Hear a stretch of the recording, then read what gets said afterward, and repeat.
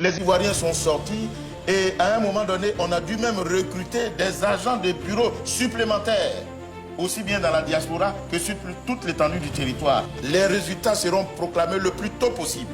Nous pouvons dire que nous allons proclamer les résultats, je peux vous le dire, au plus tard, le lundi ou au plus tôt, le dimanche soir. Le 25 octobre 2025, la Côte d'Ivoire a tenu son élection présidentielle, un scrutin marqué par de fortes tensions politiques. Alors que plus de 8 millions d'électeurs étaient appelés aux urnes, plusieurs observateurs a priori non officiels font état d'un boycott massif. Il s'en est suivi, selon eux, un désintéressement massif, une absence notable de plusieurs électeurs. Le gouvernement, pour sa part, a déployé plus de 44 000 agents de sécurité et instauré des mesures strictes afin d'assurer le bon déroulement du vote. Malgré ces tensions, le scrutin du 25 octobre s'est déroulé dans un climat mêlant espoir démocratique et méfiance politique. Côte d'Ivoire, l'opposition a réussi à boycotter massivement l'élection présidentielle aujourd'hui et dans de nombreux bureaux de vote, l'affluence était quasi nulle. Certains étaient complètement vides, d'autres saccagés, et dans plusieurs régions le scrutin n'a même pas eu lieu. Le taux de participation enregistré est historiquement bas. C'est le plus bas depuis 2010, et dans la majorité des bureaux, les votes n'ont tout simplement pas pu se dérouler normalement. À Abidjan, selon la presse française, pourtant largement favorable au président Ouattara pendant toute la campagne, à peine 25% des électeurs se sont déplacés. À Conakry, ce chiffre tombe à moins de 16%. Dans le sud et l'ouest du pays, la situation est encore pire. Dans beaucoup de bureaux, moins d'un quart des électeurs ont voté et certains bureaux ont même dû fermer prématurément faute de monde.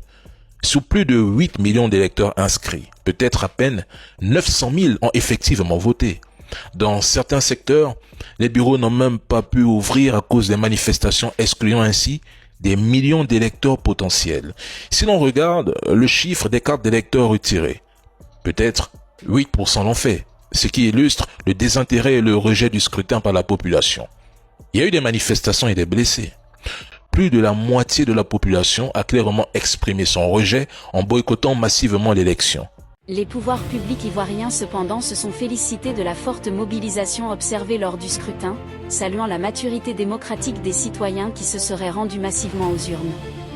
Selon le gouvernement, cette participation traduit la confiance renouvelée du peuple envers le processus électoral et les institutions du pays. Les résultats seront publiés dimanche soir ou, au plus tard lundi 27 octobre comme souligne un membre du gouvernement. Les Ivoiriens sont sortis et à un moment donné, on a dû même recruter des agents de bureau supplémentaires, aussi bien dans la diaspora que sur toute l'étendue du territoire, pour permettre à nos parents de voter. Et la machine, la tablette, qui devrait être plus rapide, était lente par rapport à la longueur des rangs qui justifiait l'engouement de la population. Les résultats seront proclamés le plus tôt possible. Justement, est-ce que ce soir, c'est possible d'avoir quelques résultats? Mais vous pouvez le constater, monsieur le porte-parole en charge de la proclamation de résultats est déjà arrivé, mais ça sera un peu plus tard, il est venu pour cela. Nous pouvons dire que nous allons proclamer les résultats, je peux vous le dire, au plus tard, le lundi ou au plus tôt, le dimanche soir. Le taux de participation, vous savez, le taux de participation, c'est le rapport qu'on fait entre le nombre d'inscrits et le nombre de votants.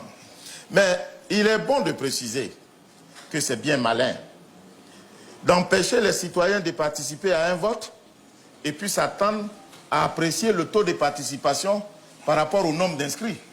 Mais s'ils sont inscrits et que vous les empêchez de participer au vote, comment pouvez-vous apprécier le taux de participation en excluant ceux que vous avez empêchés de participer au vote? C'est pour cette raison que nous avons introduit, depuis 2020 plutôt, une jurisprudence qui fait que lorsque les zones où les citoyens n'ont pas pu exprimer leur vote soient déduites, ces zones-là soient sorties du taux de participation. Mais pour l'heure, nous n'en sommes pas à ce stade-là. Alors, je peux vous dire que nous sommes à plus de 30% des résultats qui nous reviennent du terrain. Et le taux va avoisiner les 50%. Et nous sommes satisfaits parce que les Ivoiriens sont sortis. Qui explique votre dévouement, votre engagement? Mais mon engagement est justifié par le devoir.